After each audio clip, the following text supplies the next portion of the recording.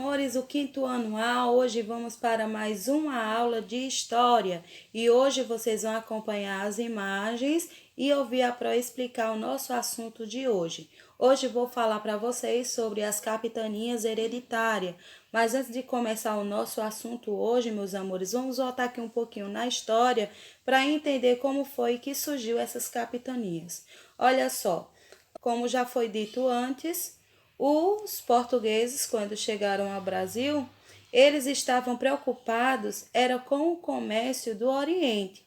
Sabe por quê, meus amores? Porque estava dando muito lucro a venda das especiarias. E esses produtos eram cravo, canela, gengibre, noz moscada, pimenta e entre outros. Esses produtos, meus amores, eram o auge porque estava sendo o comércio aonde? Nas Índias. Mas, com o passar do tempo, meus amores, foi deixando de lado. E agora começaram a pensar em que lucrar. E os portugueses, quando estavam aqui no Brasil, observaram que nossas terras tinham muito pau-brasil. E aí, meus amores, começaram agora a explorar essa madeira. Não foi assim que Portugal, no ano de 1501, ele envia para o Brasil duas expedições. A primeira chega em 501 e a segunda chega em 503. Olha só, meus amores, não deram boa impressão para Portugal, sabia? Foi aí que surge o Tratado de Tordesilhas. Como já vimos, esse tratado ele dividiu as terras em domínio espanhol e domínio português. E somente esses dois países sabiam desse acordo. E quem não sabia era a Holanda, a França e a Inglaterra.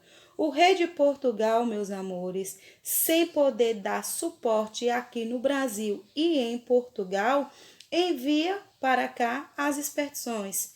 E o comandante dela, a serviço do rei, foi Cristóvão Jacques. E o objetivo, meus amores, de Cristóvão Jacques era expulsar os franceses, pois os mesmos invadiam para explorar o pau-brasil. E ele também, meus amores, invadia porque queria participar dessa lucratividade, que era o auge do comércio agora.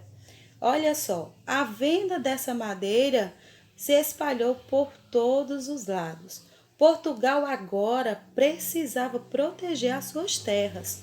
Foi daí que a expedição veio para assim guardar, patrulhar o litoral e aprisionar os navios dos franceses, evitando assim o contrabando dessa madeira.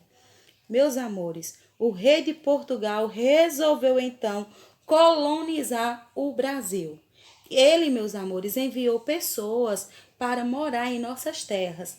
Então enviou Donatário Martim Afonso de Souza. Ele foi enviado pelo rei. E Martim trouxe consigo sementes, animais domésticos e instrumentos de trabalho.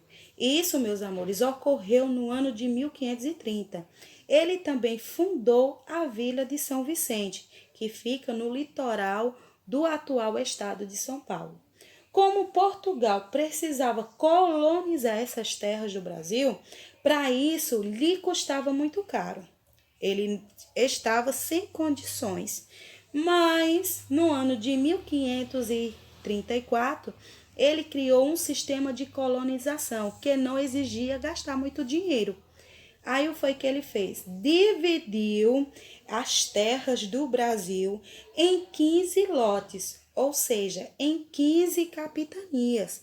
E resolveu entregar para 12 donatários, donatários de sua confiança, viu? Olha só, meus amores, dá para imaginar a quantidade de terra que tem no Brasil somente para 12 donatários tomar de conta? Foi difícil isso, não foi? Foi sim, vocês vão ver o que foi que aconteceu. Olha só, esses 12 donatários eram pessoas de suma importância do rei e o rei confiava muito neles. O rei, como estava sem condições de dar suporte e dar dinheiro para eles investir nas capitanias, os próprios donatários teria que investir nessas capitanias e teria que dar lucro, mesmo sem a participação da coroa. Então, eles teriam que gastar do bolso deles o que eles tinham para dar lucro. E olha só o que foi que aconteceu. Como os donatários eram homens de confiança do rei, as capitanias funcionavam da seguinte forma: era passado de pai para filho. Outro parente, meus amores, não poderia estar à frente. E se isso acontecia somente quando o donatário morresse? Só poderia acontecer se o donatário morresse. Aí o filho dele, o primogênito, tomaria de conta das terras, tá certo? E os donatários, meus amores, além deles cuidar e defender as suas capitanias, teria também que dar muito lucro. Era direito dos donatários também cobrar impostos e exercer a justiça estabelecida pelo rei. Esse sistema, meus amores, das capitanias hereditárias logo fracassou. Claro, como é que vai à frente? Se o rei não poderia dar o suporte, os donatários teriam que investir da economia que eles tinham. Então, dessas 15, meus amores, somente 2 sobressaíram, somente 2 prosperaram, que foi a de Pernambuco e a de São Vicente. As capitanias foram, presta atenção no nome delas, ó, a primeira, Maranhão, a segunda, Maranhão novamente, porque tinha o segundo lote, tá certo?